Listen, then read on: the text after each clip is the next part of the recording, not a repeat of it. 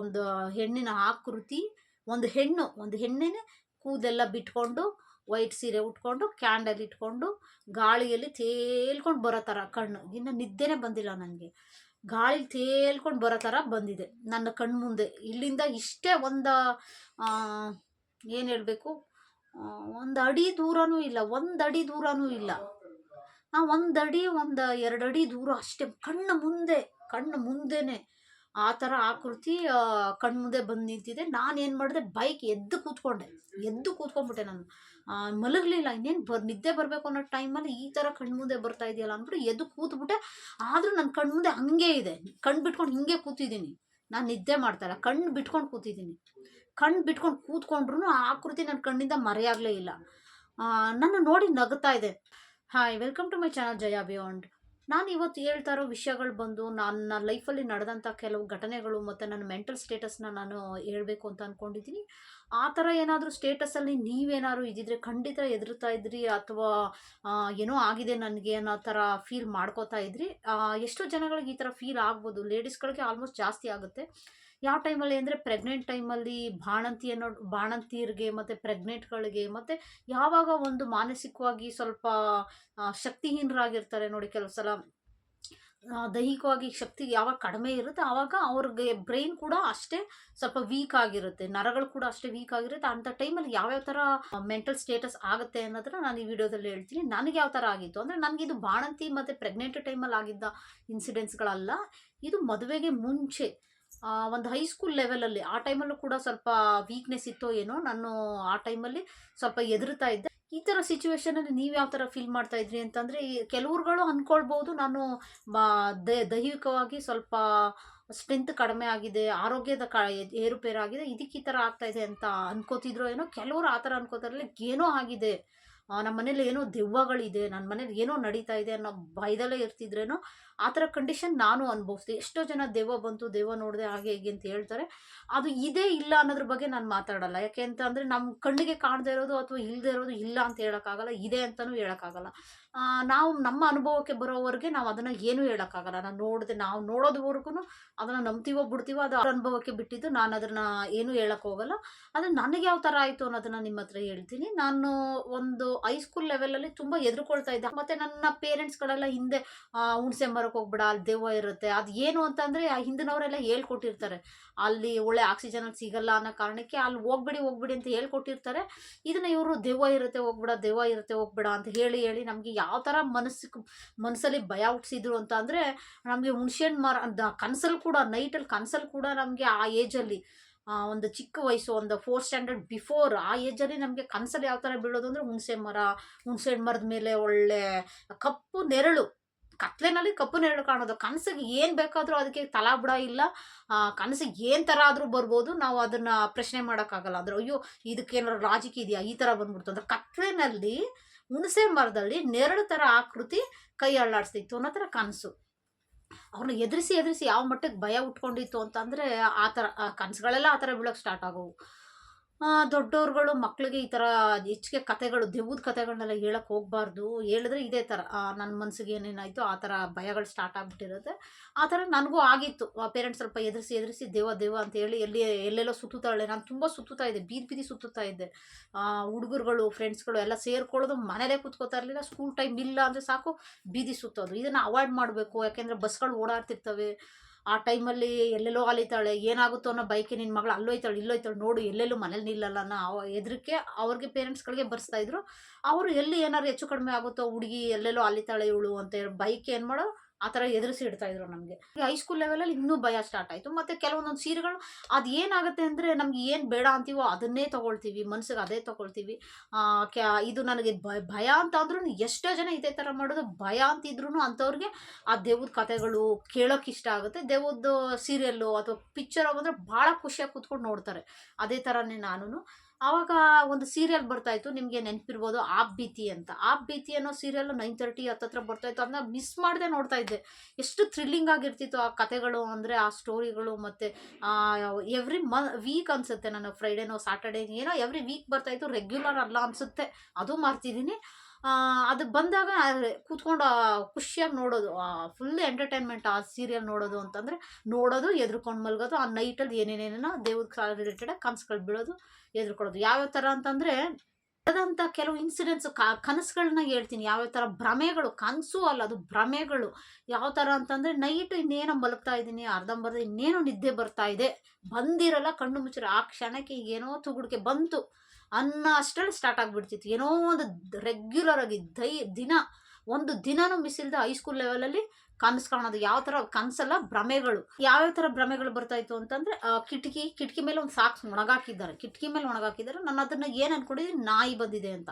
ನಾಯಿ ಬಂದಿದೆ, ಆಚೆ ಹಾಕು, ಆಚೆಗೆ ಹೋಗಿ ನಿದ್ದೆಗಳಲ್ಲಿ ಏನು ಮಾಡ್ತಾಯಿದ್ದೆ, ಅದು ಭ್ರಮೆನಲ್ಲಿ ಒಂದು ಬೆಡ್ಶೀಟು ಏನೋ ತೊಗೊಂಡು ಹೊಡಿತಾ ಇದ್ದೀನಿ, ಅದಕ್ಕೇನೋ ಭ್ರಮೆ.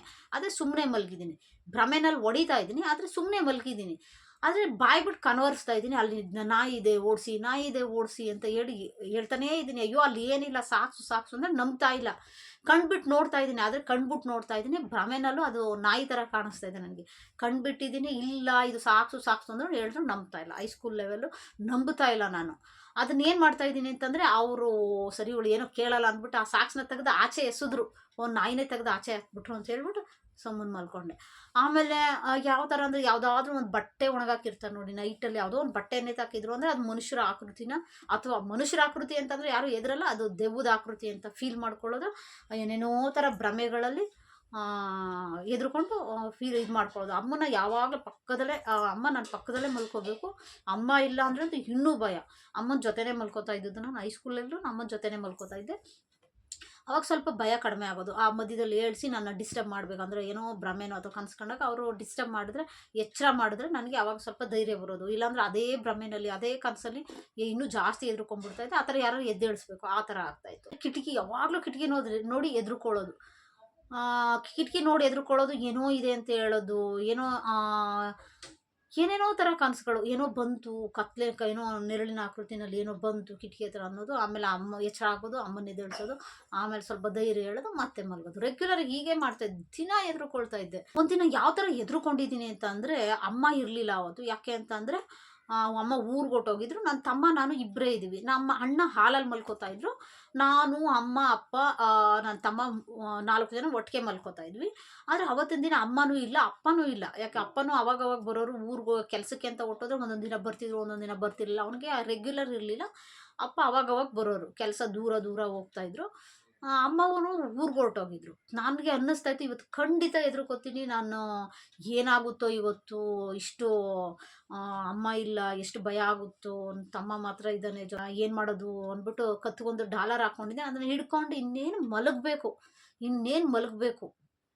ಅಷ್ಟರಲ್ಲಿ ಯಾವ ಥರ ಫೀಲ್ ಆಗಿದೆ ಅಂತಂದರೆ, ಇನ್ನೂ ಮಲಗಿಲ್ಲ, ನಿದ್ದೆ ಕೂಡ ಬಂದಿಲ್ಲ, ಇನ್ನೇನು ತುಗುಡಿಕೆ, ಇನ್ನೇನು ಬರಬೇಕು ಅನ್ನೋ ಲೆವೆಲ್ಗೆ ಯಾವ ಥರ ಆಗಿದೆ ಅಂದರೆ, ಒಂದು ಹೆಣ್ಣಿನ ಆಕೃತಿ, ಒಂದು ಹೆಣ್ಣೇನೆ ಕೂದೆಲ್ಲ ಬಿಟ್ಕೊಂಡು, ವೈಟ್ ಸೀರೆ ಉಟ್ಕೊಂಡು, ಕ್ಯಾಂಡಲ್ ಇಟ್ಕೊಂಡು, ಗಾಳಿಯಲ್ಲಿ ತೇಲ್ಕೊಂಡು ಬರೋ ಥರ ಕಣ್ಣು. ಇನ್ನು ನಿದ್ದೆನೇ ಬಂದಿಲ್ಲ ನನಗೆ.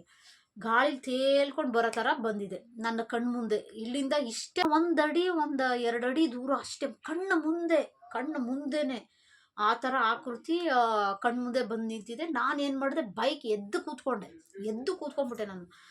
ಮಲಗಲಿಲ್ಲ. ಇನ್ನೇನು ನಿದ್ದೆ ಬರಬೇಕು ಅನ್ನೋ ಟೈಮಲ್ಲಿ ಈ ಥರ ಕಣ್ಮುಂದೆ ಬರ್ತಾ ಇದೆಯಲ್ಲ ಅಂದ್ಬಿಟ್ಟು ಎದ್ದು ಕೂತ್ಬಿಟ್ಟೆ. ಆದರೂ ನನ್ನ ಕಣ್ಮುಂದೆ ಹಂಗೆ ಇದೆ. ಕಣ್ಣು ಬಿಟ್ಕೊಂಡು ಹಿಂಗೆ ಕೂತಿದ್ದೀನಿ. ನಾನು ನಿದ್ದೆ ಮಾಡ್ತಾಯಿಲ್ಲ, ಕಣ್ಣು ಬಿಟ್ಕೊಂಡು ಕೂತಿದ್ದೀನಿ.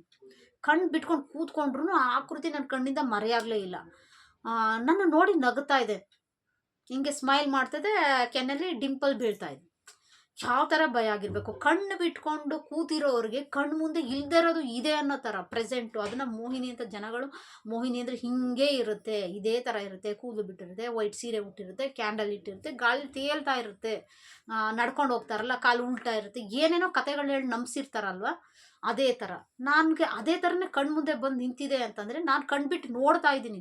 ಇಲ್ಲದೇ ಇರೋದನ್ನ ಇದೆ ಅಂತ ಅಸಂಪ್ಷನ್ ಮಾಡ್ಕೊಂಡಿದ್ದೀನಿ. ಅದು ಅಸಂಪ್ಷನ್ ಅಂತ ಅಂದರೆ, ಅದನ್ನು ಅಸಂಪ್ಷನ್ ಅಂತಲೂ ಹೇಳೋಕ್ಕಾಗಲ್ಲ. ಅದು ಕಣ್ಮುಂದೆ ಇದೆ ಅಂತ ಅಂದರೆ, ಅದು ನನ್ನ ಕಲ್ಪನೆ ಅಂತ ಹೆಂಗೆ ಹೇಳಿ. ಕಣ್ಮುಂದೆ ಬಂದು ನಿಂತಿದೆ ಅಂದರೆ ಇದನ್ನು ಏನು ಅಂತ ಹೇಳಿ.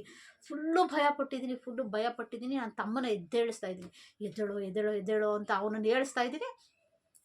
ಅವನು ಎಚ್ಚರ ಆಗಲಿಲ್ಲ, ಸುಮ್ಮನೆ ಅವ್ನ ಪಾಡಿಗೆ ಅವ್ನು ಮಲಗಿಬಿಟ್ಟಿದ್ದಾನೆ. ಆಮೇಲೆ ಒಂದು 5 ನಿಮಿಷ ಹಂಗೆ ನನ್ನ ಕಣ್ಮುಂದೆನೇ ಇತ್ತು. ಎಷ್ಟು ಭಯಪಟ್ಟಿದ್ದೀನಿ ಅಂದರೆ, ಕಣ್ಮುಂದೆ ಹಂಗೆ ಇತ್ತು. 5 ನಿಮಿಷ ಆಮೇಲೆ ಫುಲ್ಲು ದೇವ್ರದೆಲ್ಲ ಇದು ಮಾಡ್ಕೊಂಡು ಇದೆಲ್ಲ ಇಟ್ಕೊಂಡು ಅಯ್ಯೋ ದೇವ್ರೆ ದೇವ್ರೆ ದೇವ್ರೆ ಅಂದ್ಕೊಂಡು ಭಯ ಪಟ್ಕೊಂಡು ಕೂತು ಇದು ಮಾಡಿದ್ದೀನಿ. ಒಂದು 2 ನಿಮಿಷ ಅದೇ ಥರ ಫೀಲು ಭಯ. ಆಮೇಲೆ ಅದು ನಿಧಾನಕ್ಕೆ ಹಂಗೆ ಸ್ಮೈಲ್ ಮಾಡ್ಕೊಂಡು ನನ್ನನ್ನು ಮುಖ ನೋಡಿಕೊಂಡು ಸ್ಮೈಲ್ ಮಾಡಿಕೊಂಡು ಮತ್ತೊಂದು ರೂಮ್ ಕಡೆಗೆ ಹೋಗೋ ಥರ ಗಾಳಿ ತೇಲ್ಕೊಂಡು ಹೋಯ್ತು. ಎಷ್ಟು ಭಯ ಆಗಿರಬೇಕು ಯೋಚನೆ ಮಾಡಿ. ಬೇರೆಯವರಾಗಿದ್ದರೆ ಯಾವ ಥರ ಫೀಲ್ ಮಾಡ್ತಾಯಿದ್ರೆ ಅಂಥ ದಿನಾನ. ಇದೇ ಥರ ಎಷ್ಟೋ ದಿನ ನನಗೆ ಇದೇ ಥರ ಇದಂತೂ ಎಕ್ಸ್ಟ್ರೀಮ್ ಲೆವೆಲ್ ಭಯ ಆಗಿದ್ದು ದಿನ. ಈಗಲೂ ಅಷ್ಟೇ ಒಂದೊಂದ್ಸಲ ಏನಾಗುತ್ತೆ ಅಂದರೆ ಪ್ರತಿದಿನ ಏನೋ ಒಂದು ಭ್ರಮೆನಲ್ಲಿ ಮಲ್ಕೊತೀನಿ. ಈಗ ಬಾಗಿಲು ತೆಗೆದಿರ್ತೀನಿ, ಅಲ್ಲಿ ಎದುರುಗಡೆ ಏನೋ ಒಂದು ಸ್ಪೈಡ್ರು ದೊಡ್ಡದಾಗಿ ಬಲೆ ಕಟ್ಟಿದೆ, ಇಷ್ಟು ದೊಡ್ಡ ಬಲೆ ಕಟ್ಟಿದೆ ಅನ್ನೋ ಥರ ಏನೋ ನನ್ನ ಕಣ್ಮುಂದೆ ಬರುತ್ತೆ. ನಿಧಾನಕ್ಕೆ ಶ್ರಿಂಕ್ ಆಗುತ್ತೆ, ಆಮೇಲೆ ಹೋಗ್ಬಿಡುತ್ತೆ. ಯಾವುದೋ ಒಂದು ಕಿಟಕಿಯಿಂದ ಓಪನ್ ಮಾಡಿದ್ದೆ ಅಂದ್ಕೊಳ್ಳಿ, ಏನೋ ಇಷ್ಟು ಉದ್ದ ಕಡ್ಡಿ ಯಾರೋ ಒಳಗಾಗ್ತಿದ್ದಾರೆ ಅಂತ ಅನಿಸುತ್ತೆ. ಹಾಗೆ ಕಣ್ಬಿಟ್ಕೊಂಡು ನೋಡ್ತಾನೇ ಇರ್ತೀನಿ. ಅದು ಕಣ್ಮುಂದೆ ನೋಡ್ತಾನೆ ಇರ್ತೀನಿ, ಕಣ್ಣು ಮುಚ್ಚಿರಲ್ಲ. ಕೆಲವ್ರು ಕನಸು ಅಂತ ಅಂದ್ರೂ ಕನಸು ಕಂಡುಬಿಟ್ಟ ತಕ್ಷಣ ಎಚ್ಚರ ಆದರೆ ಭಯ ಒಟ್ಟೋದ್ರೆ ಪರವಾಗಿಲ್ಲ.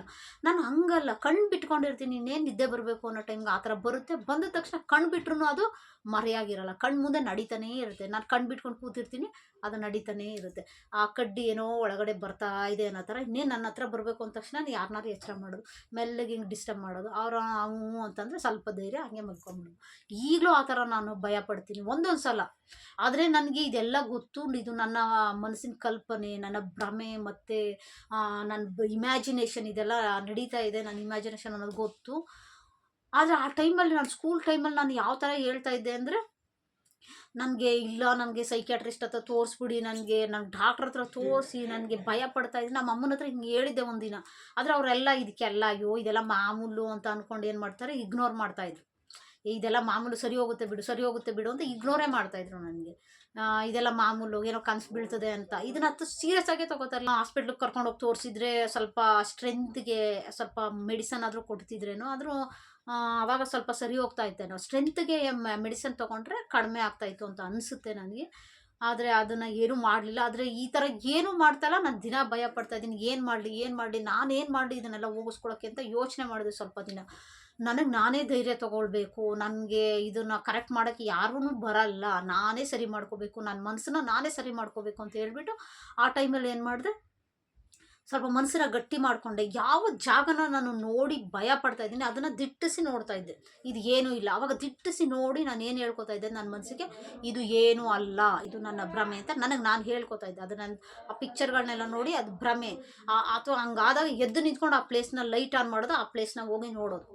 ನನ್ನ ನಿದ್ದೆಗಣ್ಣಲ್ಲಿ ಒಂದ್ಸಲ ಯಾವ ಥರ ಆಗಿದೆ ಅಂತ, ಇನ್ನು ಆ ಥರ ಆ ಮನಸ್ಥಿತಿ ಬಂದಾಗ ನಾನು ಧೈರ್ಯ ತೊಗೋಬೇಕು, ನಾನು ಭಯ ಪಡಬಾರ್ದು, ಹೋಗಿಸ್ಕೊಳ್ಬೇಕು ಈ ಭಯನ ಅಂತ ಅಂದಾಗ ಒಂದ್ಸಲ ಏನು ಅದೇ ಥರ ಸ್ಟೇಟಸಲ್ಲಿ ಮನಸ್ಸನ್ನ ಆ ಥರ ಇಟ್ಕೊಂಡಿದ್ದಾಗ ಏನಾಗಿದೆ, ಹಂಗೆ ಮಲಗಿದ್ದೀನಿ. ಪಕ್ಕದಲ್ಲಿ ಒಂದು ಗೊಂಬೆ ಇದೆ, ದೊಡ್ಡ ಗೊಂಬೆ. ಅದು ನನ್ನನ್ನು ನೋಡಿ ಮೆಲ್ಲಗೆ ಸ್ಮೈಲ್ ಮಾಡ್ತಾಯಿದ್ದೆ, ಕಣ್ಣು ಬಿಟ್ಕೊಂಡು ಸ್ಮೈಲ್ ಮಾಡ್ತಾಯಿದ್ದೆ.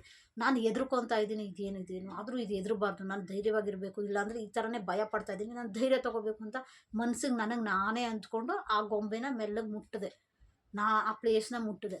ಆವಾಗ ಅಲ್ಲಿ ಏನೂ ಇಲ್ಲ ಅನ್ನೋ ಫೀಲ್ ಆಯಿತು. ಹಾಗೆ ದಿನ ಸ್ವಲ್ಪ ಧೈರ್ಯ ತೊಗೊಂಡು ಸ್ವಲ್ಪ ಮನಸ್ಸಿಗೆ ಗಟ್ಟಿಯಾದ ನಂತರ ಆ ಭ್ರಮೆಗಳು ಸ್ವಲ್ಪ ಕಡಿಮೆ ಆಯಿತು. ಹೋಯಿತು ಅಂತಲ್ಲ, ಸ್ವಲ್ಪ ಕಡಿಮೆ ಆಯ್ತಾ ಬಂತು. ಆವಾಗವಾಗ ಈಗಲೂ ಭಯ ಪಡ್ತೀನಿ, ಹೇಳ್ದಂಗೆ ಯಾರಾದರೂ ಎಚ್ಚರ ಮಾಡಬೇಕು. ಕೆಲವ್ರುಗಳು ಹೇಳ್ತಾ ಇರ್ತಾರೆ, ಒಬ್ಬೊಬ್ರಿಗೆ ಹೇಳ್ಕೊಡ್ತಾ ಇರ್ತಾರೆ, ಬಸರಿ ಬಾಣಂತಿರಂದರೆ ಭಯದಲ್ಲಿರಬೇಕು, ದೆವ್ವಗಳು ಬರುತ್ತೆ, ಅಟ್ಯಾಕ್ ಮಾಡುತ್ತೆ, ನಿಮಗೆ ಕುತ್ತಿಗೆ ಹಿಚ್ಕುತ್ತೆ, ನಿಮ್ಮ ಮೇಲೆ ಕೂತ್ಕೊಂಡು ಕುತ್ತಿಗೆ ಹಿಚ್ಕುತ್ತೆ. ನಾವು ಎಷ್ಟೋ ಜನ ಫೀಲ್ ಮಾಡಿದ್ದೀನಿ ನಾವು. ನಮ್ಮನ್ನು ಎಚ್ಚರ ಮಾಡೋಕ್ಕೂ ಆಗಲ್ಲ, ಎದ್ದೇಳ್ಸೋಕ್ಕೂ ಆಗಲ್ಲ, ಬಂದು ನಂಗೆ ಕುತ್ತಿಗೆ ಹಿಚ್ಕ್ತಾ ಇದೆ ಅನ್ನೋ ಥರ ಫೀಲ್ ಆಯಿತು ನನಗೆ ಅಂತ ಎಷ್ಟೋ ಜನ ಹೇಳೋದನ್ನ ಕೇಳಿದ್ದೀನಿ ನಾನು.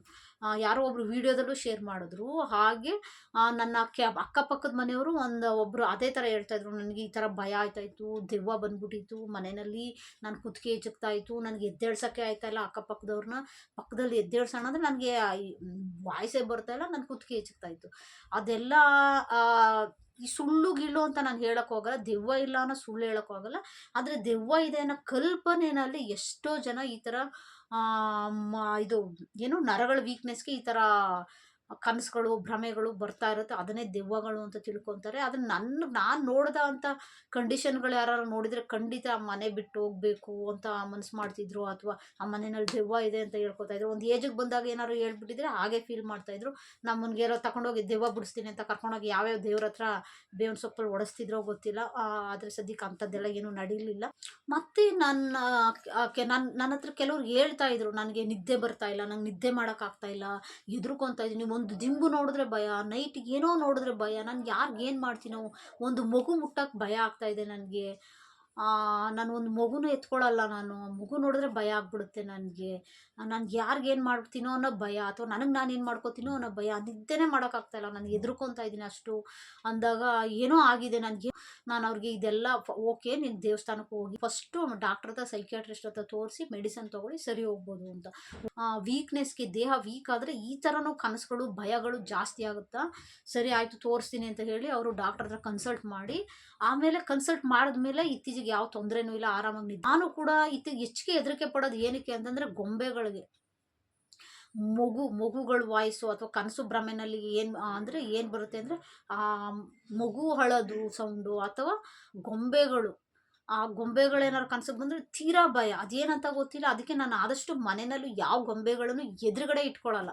ಈಗಲೂ ಅಷ್ಟೇ, ನಾನು ಎದುರಿಗೆ ಗೊಂಬೆ ಆಗ್ಬೋದು, ಮಕ್ಕಳು ಆ ಟಾಯ್ಸ್ ಆಟ ಆಡೋಕ್ಕೆಲ್ಲ ಏನೇನು ತರ್ತಾರೋ ಅದನ್ನ ರೂಮಲ್ಲಿ ಇಟ್ಕೊಂಡು ಮಲಗಲ್ಲ, ಅಥವಾ ಎದುರುಗಡೆ ಇಟ್ಕೊಂಡು ಮಲಗಲ್ಲ, ಮರೆ ಮಾಡಿಬಿಡ್ತೀನಿ. ಆದಷ್ಟು ಈ ಥರ ಮಾನಸಿಕವಾಗಿ ಅತಿಯಾದ ಭಯ ಅಥವಾ ಏನೋ ಒಂದು ಆಗ್ತಾ ಇದೆ ಅಂದರೆ ಡಾಕ್ಟ್ರ್ ಕನ್ಸಲ್ಟ್ ಮಾಡಬೇಕು, ಸೈಕ್ಯಾಟ್ರಿಸ್ಟ್ ಹತ್ರ ತೋರಿಸ್ಬೇಕು. ಇಲ್ಲಾಂದರೆ ಏನಾಗುತ್ತೆ ಅಂದರೆ ಅದು ಅತಿ ಆಗುತ್ತೆ. ಅತಿ ಆದರೆ ಕೆಲವರು ಇದು ಏನೋ ಬಿಡು ಅವಳು ಕನಸು ಭ್ರಮೆ ಅಂತ ಅಂದ್ಕೊಳ್ಬೋದು, ಆದರೆ ಕೆಲವರು ಆ ಥರ ತೊಗೊಳ್ಳಲ್ಲ. ಈ ದೆವ್ವ ಪೀಡೆ ಪಿಸಾಚಿ ಅಂತ ನಂಬೋರು ಏನು ಮಾಡ್ತಾರೆ, ಅವ್ರಿಗೆ ಒಂದು ಗಾಳಿ ಸೋಂಕಾಗಿದೆ, ಅವಳಿಗೆ ಏನೋ ಆಗಿದೆ, ದೆವ್ವ ಹಿಡ್ಕೊಂಡಿದೆ, ಅವಳ ಹತ್ರ ಮಕ್ಕಳು ಬಿಡಬೇಡಿ, ಏನೋ ಆಗಿಬಿಡುತ್ತೆ, ಮಕ್ಳಿಗೆ ಕೊಟ್ಟರೆ ಅವಳು ಏನೋ ಆಗಿಬಿಡುತ್ತೆ. ಅವು ಸಾಮಾನ್ಯವಾಗಿ ಯಾರೇ ಆದ್ರೂ ಮಕ್ಕಳನ್ನ ಬೇರೆಯವ್ರು ಎತ್ಕೊಂಡಾಗ ಅಳ್ತವೆ, ಅವಳ ಹತ್ರ ಕೈ ಕೊಟ್ಟ ತಕ್ಷಣ ಅಳಕ್ಕೆ ಸ್ಟಾರ್ಟ್ ಮಾಡ್ತು, ಮಗುಗೆ ಏನೋ ಆಗೋಯ್ತು. ಹಾಗಾಗಿ ನಾನು ನಿಮ್ಗೆ ಹೇಳೋದೇನೆಂದರೆ ಆದಷ್ಟು ತಮ್ಮ ಮನಸ್ಸನ್ನ ಗಟ್ಟಿಯಾಗಿ ಇಟ್ಕೊಳ್ಳಿ, ಡಾಕ್ಟರ್ ಹತ್ರ ಕನ್ಸಲ್ಟ್ ಮಾಡಿ. ಯಾರ್ಯಾರಿಗೆ ಈ ವಿಡಿಯೋ ಇಷ್ಟ ಆಗಿದೆ ಲೈಕ್ ಮಾಡಿ, ಕಾಮೆಂಟ್ ಮಾಡಿ, ಶೇರ್ ಮಾಡಿ. ಯಾರ್ಯಾರು ನನ್ನ ಚಾನಲ್ನ ಸಬ್ಸ್ಕ್ರೈಬ್ ಮಾಡದೆ ನೋಡ್ತಾ ಇದ್ರು ದಯವಿಟ್ಟು ಸಬ್ಸ್ಕ್ರೈಬ್ ಮಾಡಿ ನೋಡಿ ಅಂತ ಕೇಳ್ಕೊತೀನಿ. Thank you so much.